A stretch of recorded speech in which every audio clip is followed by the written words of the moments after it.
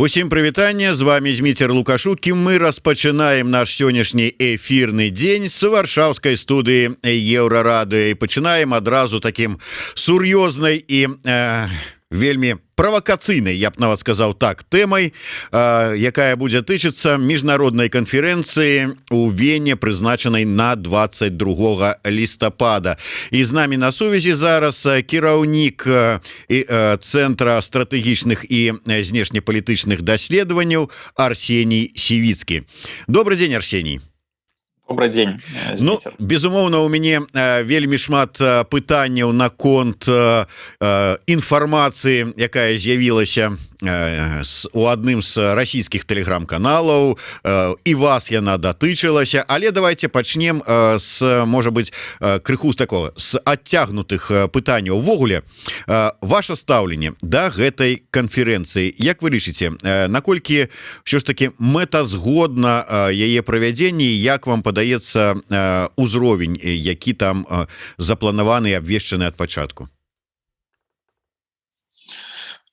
Ну так, сапраўды канферэнцыя планавалася ўжо даволі даўно і некалькі разоў яна пераносілася па тэхнічным прычынам, і гэта было звязана з адсутнасцю некай канцэпцыі правядзення гэтай канферэнцыі, парадку дня, а таксама спіса вось гэтых высокіх афіцыйных асоб, якія павінны прыняць удзел у канферэнцыі, каб падкрэсліць вось гэтую вялікую велізарную значнасць мерапрыемства ў пытанні вырашэння беларускага палітычнага крызісу. Але сёння можна весці гаворку пра тое, што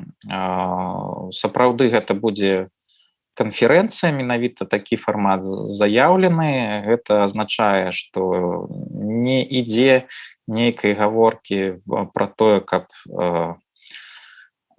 распачаць перамовы, і канферэнцыя не разглядаецца як перамоўчая пляцоўка. Наколькі я ведаю, прадугледжаны удзел афіцыйных асоб высокага ўзроўню шэрагу заходніх краін, а таксама структур Еўразвязу, міжнародных арганізацый. Безумоўна, плануецца удзел лідара дэмакратычнай апазіцыі Святланы Ціханаўскай. І, як я разумею, сам парадак дня канферэнцыі, ён не абмежаваны толькі абмеркаваннем беларускага палітычнага крызісу. То бок парадак дня будзе значна шырэй, і ён будзе ўключаць у тым ліку знешнепалітычны і эканамічны складнік, і тут гаворка ідзе пра будаўніцтва адносін паміж Беларусю і Еўразвязам, можа шырэй нават захадам, як ва ўмовах крызісу, так і ў посткрызісны перыяд, а таксама пра рэформу беларускай эканомікі. Асабліва з улікам новых трендаў міравых. Гэта, перш за ўсё, глобальная дэкарбанізацыя, пераход да чацвёртай прамысловай рэвалюцыі і гэтак далей. То бок, на выхадзе атрымалася даволі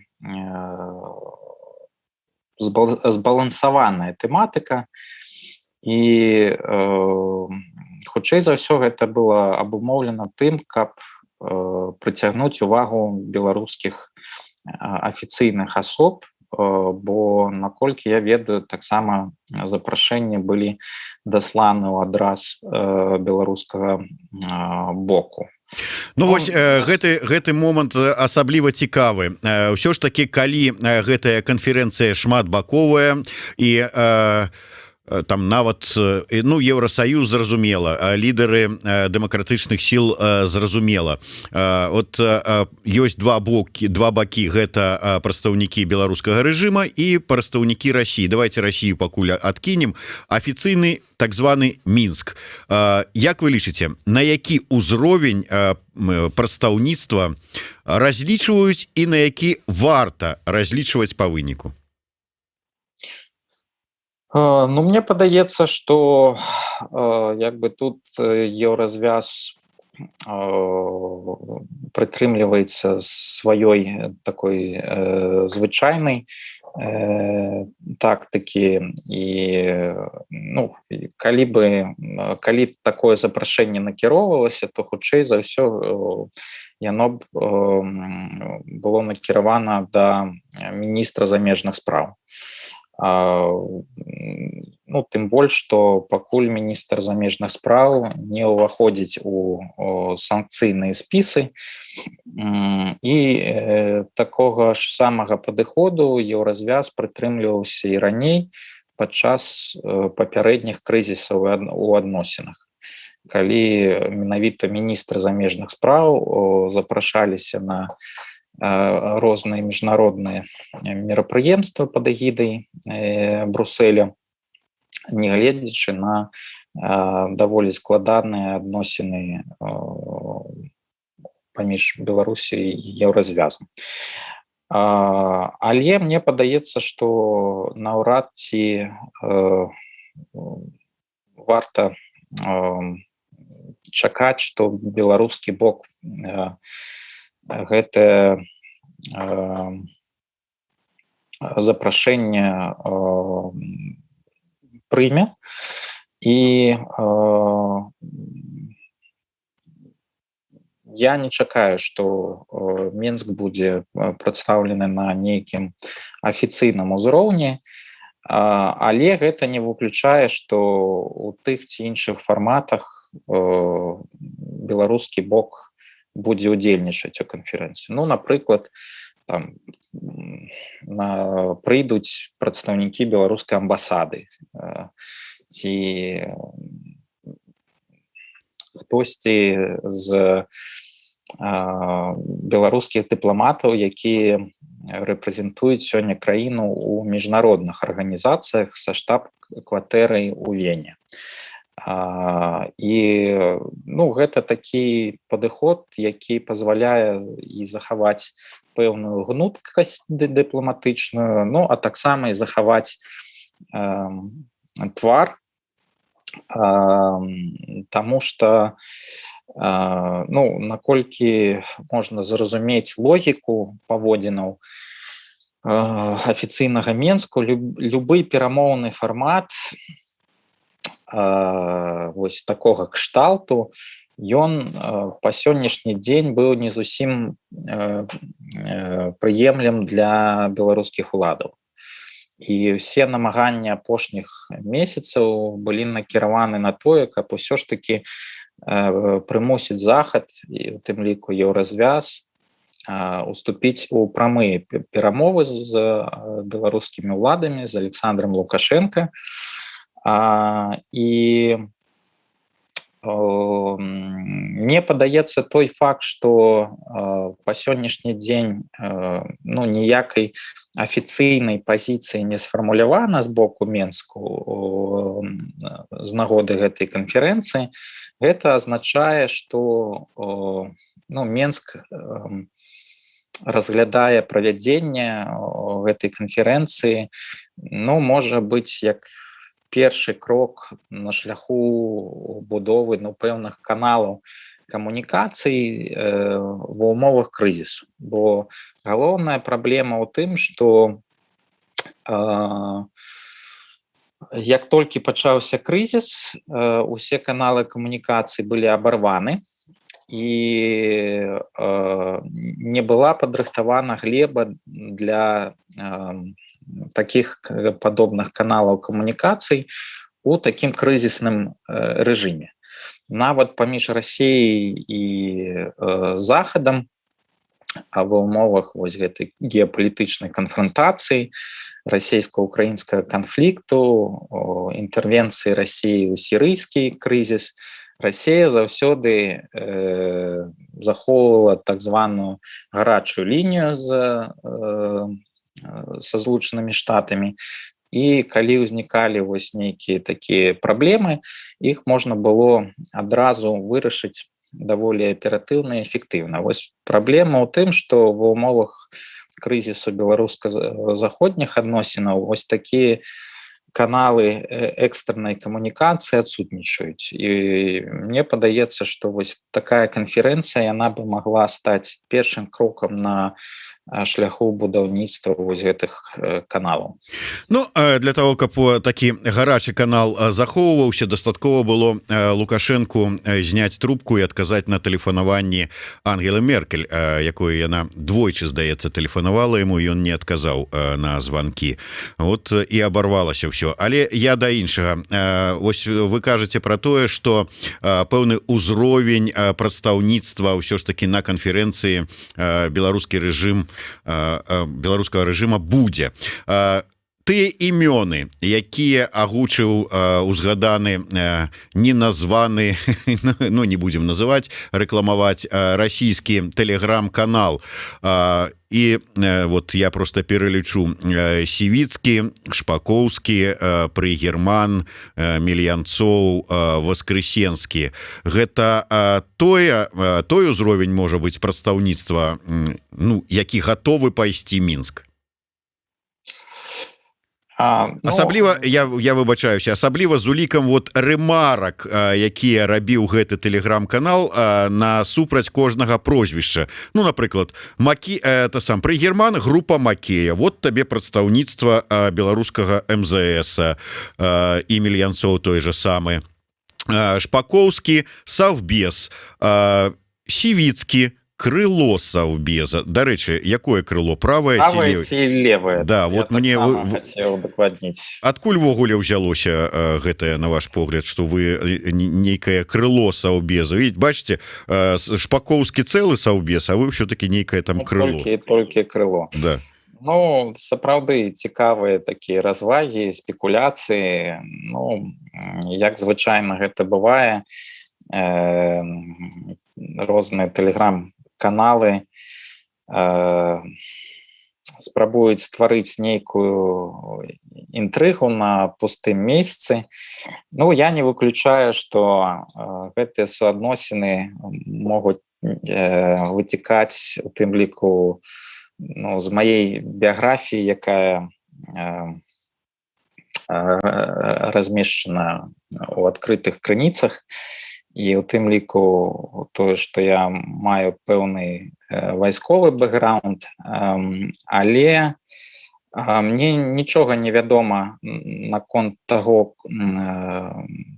каго Вена запрасіла для ўдзела ў гэтым мерапрыемстве на экспертным узроўні.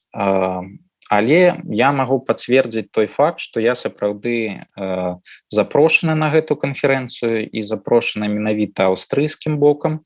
І я туды накіроўваюся як менавіта незалежны эксперт, які мае досвед працы з рознымі крызісамі і канфліктамі. І ну, там за апошнія 7 гадоў, нават больш, 7-10 гадоў, у меня склалася даволі вялікае партфоліо, пачынаючы там з украінскага крызісу і канчаючы там іранскай ядравай праграмай ці дэнуклеарызацыі Паўночнай Карэі.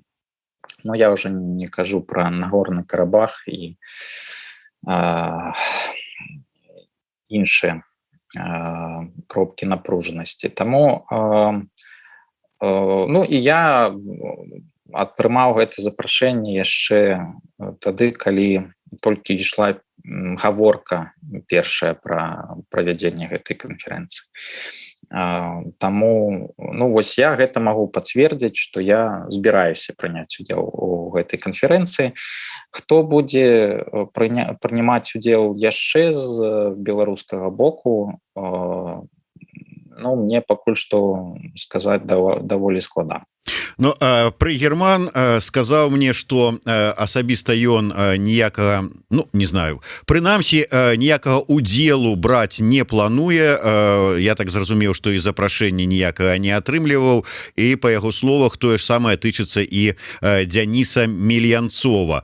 Ну вось глядзіце, Прыгермана з Мельянцовым выкрэсліваем, Сівіцкі едзе не як крыло, не правае, не левае, а як незалежны эксперт, як кіраўнік Центра стратэгічных і знешнепалітычных даследаванняў, то есть сам по сабе. І застаюцца две фігуры, Шпакоўскі і Васкрэсенскі. Не скажу за Шпакоўскага, але судзячы по ваяжам апошнім Васкрэсенскага, які просяць, запрашаюць, не запрашаюць, а нейкім ужом спрабуе прасачыцца на любое больш-менш значнае мерапрыемства, дзе беларускае пытанне ўзнікае. Так вось, прысутнасць Васкрэсенскага па запрашэнню, без запрашэння там на гэтым мерапрыемстве, яго фота, калі там не пад ручку з Ціхановскай, а на фоне Ціхановскай, ці не сыграе гэта на тое, што ўзровень гэтага мерапрыемства, ну, прынамсі, для беларускай прапаганды будзе зведзены да нуля? Мне падаецца, што спіс удзельнікаў з беларускага боку не мае ніякага значэння зараз, таму што мы ведаем афіцыйную пазіцыю Александра Лукашенка наконт перамоў. Ён не выключае магчымасці пачатку дыялога, але гэты дыялог прадугледжвае камунікацыю непасрэдна з захадам. І на сённяшні дзень афіцыйны Менск адмаўляе такі перамоўчы фармат, пры якім як бы беларускія ўлады пад пасярэдніцтвам заходніх краін і міжнародных арганізацый вядуць дыялог з прадстаўнікамі апазіцыі ў выгнанні. Таму я бы казаў так, што неважна, хто будзе прысутнічаць з беларускага боку на гэтым мерапрыемстве, таму што гэта не перамовы, гэта просто канферэнцыя, да? Як любая іншая канферэнцыя. Я звычайна некалькі дзесяткаў наведваю такіх канферэнцый рознага ўзроўня штогод, дзе просто бакі могуць сфармуляваць сваю пазіцыю, агучыць яе, выступіць з прапановамі, і гэта як бы вас ні да чаго не падштурхоўвае, то бок гэта не прадугледжвае нейкіх наступстваў.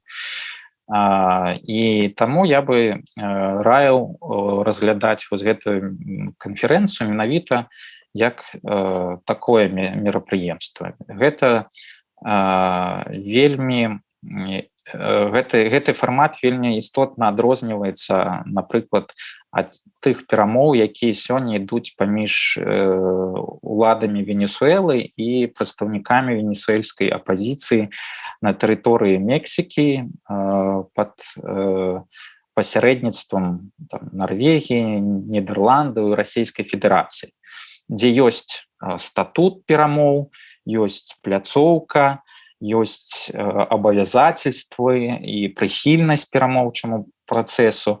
Канферэнцыя гэта зусім іншы фармат, і гэта зусім не пра дыялог. Канферэнцыя гэта пра пэўныя месседжы, сігналы, пазіцыі. І мне падаецца, што гэтае мерапрыемства сапраўды мае важнае значэнне з таго пункту гледжання, што дазволіць еўразвязу сфармуляваць нейкія такія сігналы у адрас афіцыйнага Менску, які ў будучыні могуць падштурхнуць бакі уступіць у дыялог. Бо на сённяшні дзень тыя умовы, якія агучвае еўразвяз, звязаны з вырашэннем крызісу і аднаўленнем стасункаў, яны не прымалі. Але мне падаецца, што іх непрымальнасць звязана з тым, што яны сфармуляваны вельмі шырока. Мы ведаем, што ёсць там 3 неабходныя умовы. Гэта вызваленне палітзняволеных, потым гэта пачатак дыялогу паміж уладамі і апазіцыяй. І трэцяе гэта правядзенне новых выбараў пад міжнародным кантролем. І з гэтых умоў пакуль што незразумела, якім чынам яны павінны рэалізавацца. То бок усе адначасова, ці ёсць нейкія перыяды, калі тыя ці іншыя умовы выконваюцца. Незразумела, якія дывідэнды атрымлівае беларускі рэжым, калі ён ідзе на гэтыя уступкі. І гэтак далей. То бок, мне падаецца, што вось важная місія канферэнцыі якраз звязана з тым, што яна павінна сфармуляваць так званую перамоўную пазіцыю еўразвязу наконт магчымага дыялогу з беларускім рэжымам у будучыні. Дарэчы, ўсё ж такі даволі, канешне, дзіўная пляцоўка Аўстрыя. Шмат мы чулі папрокаў у бок Аўстрыі, яе пазіцыі, яе сувязі бізнеса аўстрыйскага з беларускім рэжымам і пакрыццё гэтых сувязяў аўстрыйскімі уладамі. Увогуле, экс-дыпламат Слюнкін звяртае ўвагу на тое, што я цытую: Аўстрыя традыцыйна была краінай, якая дэманстравала высокую ступень талерантнасці да парушэнняў правоў чалавека ў Беларусі дзеля абароны сваіх бізнес-інтарэсаў. І вось на думку Слюнкіна, такія вось на такім узроўні, скажем, там дыялог ці размова з прадстаўнікамі беларускага рэжыма, калі гэта будуць там Воскресенскі са Шпакоўскім, там ці нават дробныя там клеркі з дыпламатычных прадстаўніцтваў Беларусі за мяжой. Вось ён кажа, такія фіктыўныя перамовы будуць выкарыстаныя лабістамі ўнутры ЕС як сведчанне таго, што дыялог паміж беларускім рэжымам і апазіцыяй ужо пачаўся, а значыцца, варта адмовіцца ад санкцыйнага інструменту ў адносінах да беларускіх уладаў, каб не перашкаджаць гэтаму працэсу. Як вы лічыце, вот ўсё ж такі пагроза пэўная у тым, што пагодзяцца арганізатары канферэнцыі, удзельнікі канферэнцыі з дэмакратычнага боку на такі ўзровень прадстаўніцтва беларускага рэжыма, вот ўсё ж такі нясе пагрозы? Мне падаецца, што такі ўзровень прадстаўніцтва не нясе пагрозы, як бы мы там не прыпісвалі афіліяцыі гэтых персон, яны ўсё роўна наведваюць гэтае мерапрыемства, як незалежныя эксперты, і максімум, што яны могуць, гэта данесці нейкую прапагандысцкую пазіцыю, што звычайна яны і робяць. І наколькі я ведаю, на сённяшні дзень не прадугледжаны выступы прадстаўнікоў экспертных колаў падчас канферэнцыі. Таму што канферэнцыя і мае назву канферэнцыя, міжнародная канферэнцыя па Беларусі высокага ўзроўню. І гэты фармат прадугледжвае і пэўны склад удзельнікаў. гэта якраз афіцыйныя асобы высокага ўзроўню. Там не я, не Шпакоўскі, не Воскресенскі, калі яны будуць наведваць гэтыя мерапрыемствы, не з'яўляюцца афіцыйнымі прадстаўнікамі, тым больш высокага ўзроўню. Таму мне падаецца, што гэта такі фонавы фактар і не самы значны. І я вельмі скептычна ставлюся да ацэнак таго, што гэтая канферэнцыя можа неяк паўплываць на зніжэнне санкцыйнага ціску з боку Еўразвяза на Беларусь. Таму што мы ведаем пазіцыю Еўразвяза, яна сфармулявана, зафіксавана ў адпаведных дакументах, і больш за тое, санкцыі, якія былі прыняты з Еўразвязам, каардынуюцца з іншымі заходнімі харуснікамі. То бок, нават калі і Аўстрыя там паспрабуе выкарыстаць гэтае мерапрыемства для лабіравання пэўных паслабленняў санкцыйных рэжымаў, то хутчэй за ўсё нічога з гэтага не атрымаецца. І справа ў тым, што як бы наш крызіс у адносінах, у тым ліку з Захадам, набывае такі сістэмны характар, і проста вось імітацый дыялога, як бывала раней. Хаця я тут таксама не пагаджуся, бо у папярэднія раунды нармалізацыі адносін з заходнімі краінамі Менск быў вымушаны ісці на істотныя саступкі. Таму вось без гэтых істотных саступкаў мне падаецца, нічога змяніць не атрымаецца. А гэта вось тры. Гэта вызваленне палітзняволеных, пачатак дыялогу і правядзенне новых выбараў. І таму я таксама не надаваў бы значнай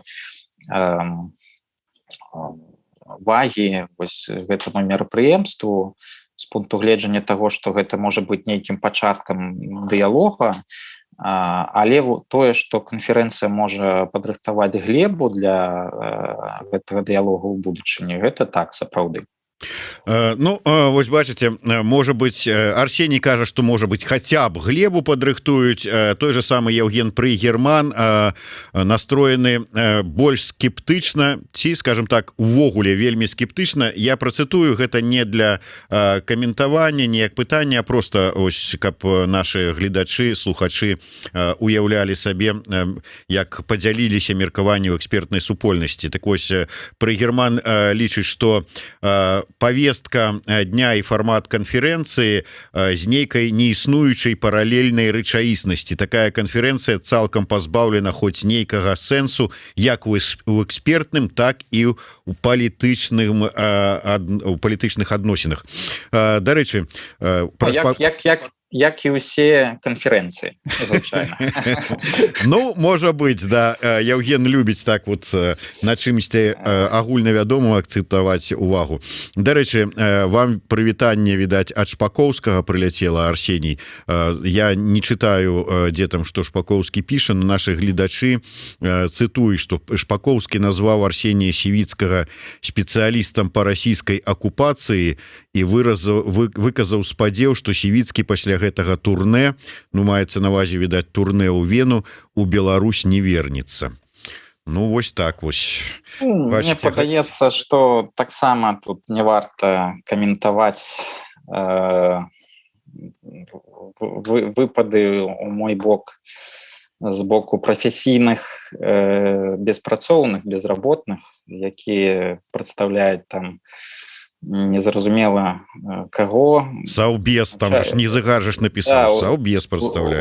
Узначальваюць нейкія віртуальныя неіснуючыя структуры, якія нават веб-сайту не маюць. Ну, я ўжо не кажу пра іх рэальны ўплыў рэпутацыю, рэйтынг і гэтак далей. Таму это ўсё зайздрасць у вас гаворыць, ладно.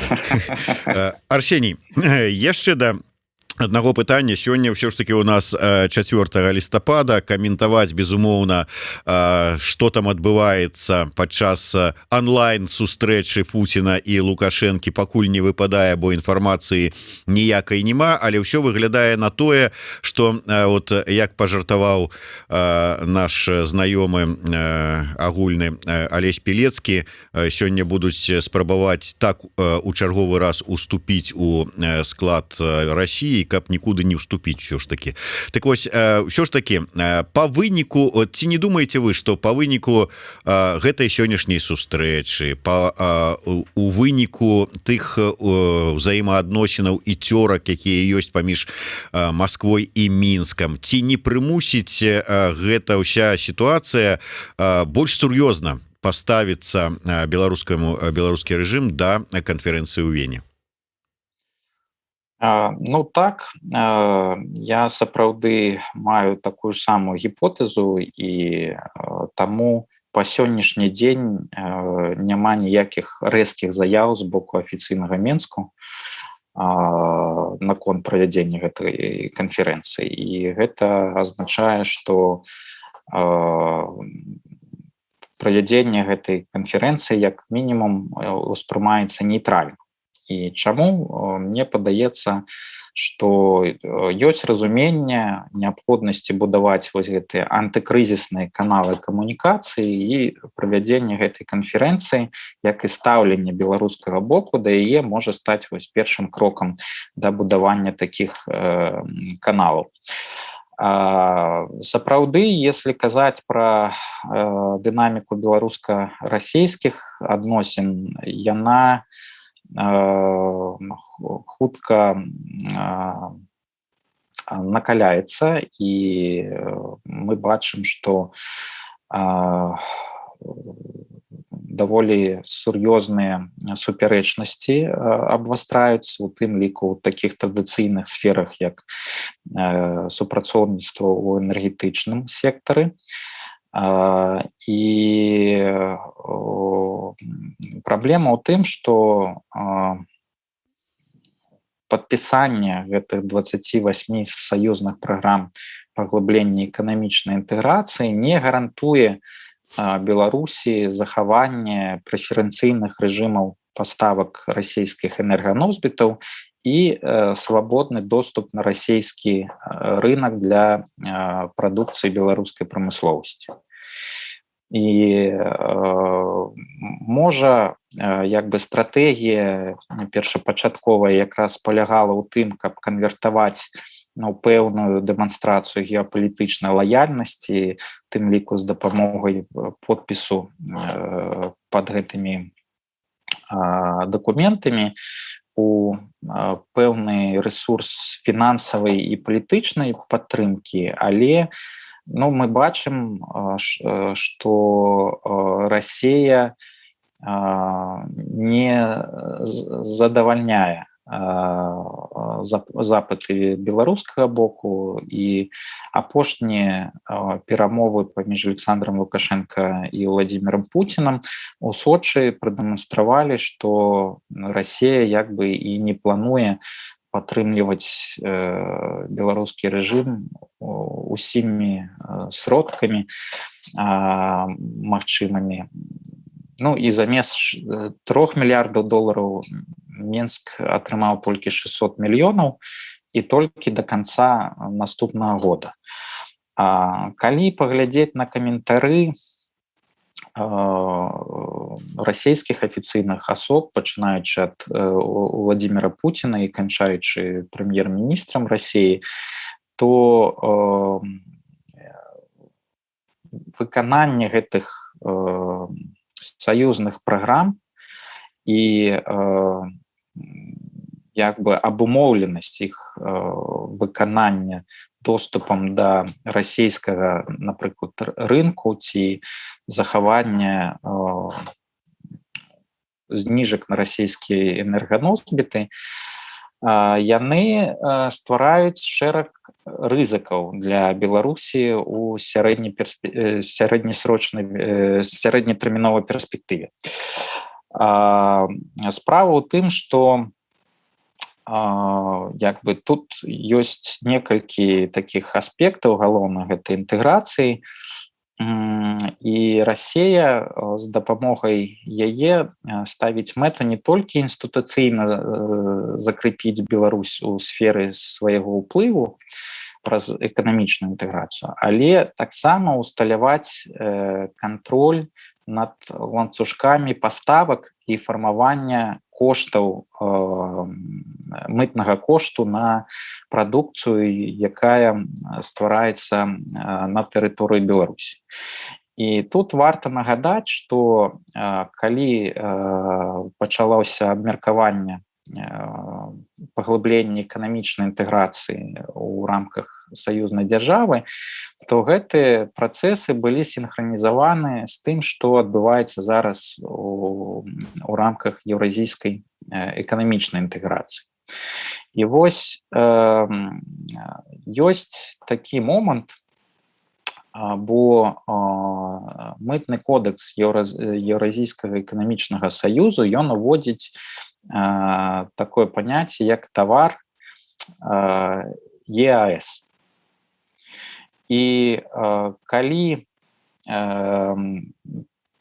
пэўны працэнт даданага кошту ён не адпавядае нарматывам гэтага мытнага кодексу, ну, напрыклад, там 50 ці 60% гэтага даданага кошту створана не беларускімі прадпрыемствамі, а там імпартавана з заходніх краін, ну, у якасці камплектуючых, напрыклад. То вось гэты тавар не будзе з'яўляцца таварам ЕАС, і супраць яго будуць уводзены дадатковыя пошліны і іншыя абмежаванні. І вось гэта тая пастка, у якую Беларусь можа патрапіць пры выкананні гэтых інтэграцыйных праграм, бо гэта прывядзе да адваротнага выніку. Калі Расія будзе сачыць, як генеруецца гэты дададзены кошт, і яна будзе разумець, што вось гэта рээкспарт, а вось гэта сапраўды створана на тэрыторыі Беларусі, то для нас расійскі бок просто будзе уводзіць усё больш і больш абмежаванняў. Хаця як бы першапачатковая мэта гэтай гульні ў паглыбленні інтэграцыі якраз была звязана з тым, каб атрымаць вось гэты свабодны доступ на расійскі рынок. Таму мне падаецца, што калі бакі як бы усвядоміць, што гэта такая пастка і працэс даволі марудны, гэтую інтэграцыю забалтаюць, як гэта было і раней з папярэднімі спробамі. Я нагадаю, што і у пачатку 2000-х, і потым у 2010-2011 таксама прынималіся першыя праграмы паглыблення эканамічнай інтэграцыі ў межах саюзнай дзяржавы. Таму я нічаго не чакаю, і хутчэй за ўсё і Менск нічога не чакае ад гэтага, тым больш, што вось гэты план канвертацыі подпісу у фінансавую падтрымку з боку Масквы, ён не спрацаваў, і зараз трэба шукаць нейкія іншыя крыніцы вось гэтай фінансавай дапамогі, і зразумела, што такой крыніцай з'яўляюцца толькі краіны захаду і міжнародныя фінансавыя інстытуцыі, якія звычайна знаходзяцца пад кантролем заходніх краін. Таму Па меры таго, як будзе павялічвацца эканамічны і палітычны ціск з боку Масквы, а гэта таксама важна падкрэсліць, бо Масква не здымае з парадку дня свой сцэнар канстытуцыйных трансфармацый у Беларусі, Менск будзе вымушаны шукаць нейкі контрбаланс, ну і перш за ўсё з дапамогай захаду, бо без нармалізацыі адносінаў захадам немагчыма нават абапірацца на падтрымку Китая, бо для Китая вельмі істотна, каб Беларусь мела нармальныя, неканфрантацыйныя адносіны з заходнімі краінамі. Таму, калі Менск спадзяваецца і на падтрымку з боку Пекіну, то спачатку трэба нармалізаваць адносіны з захадам. Ну вось толькі іншае іншае пытанне, ці захоча захад перагарнуць старонку, як ну можа быть там, скажем, і перагарнуў бы рэпрэсій у Беларусі, як это было у 10-м годзе, хаця ўзровень, конечно, іншы, але вось старонку з міграцыйным крызісам і астатнія праблемамі. Вот тут как бы ёсць, канешне, пытаннічка. Дзякуй вялікі. Арсеній Сівіцкі, Зміцер Лукашук у стрыме Еўрарадыё. Слухайце і глядзіце нас.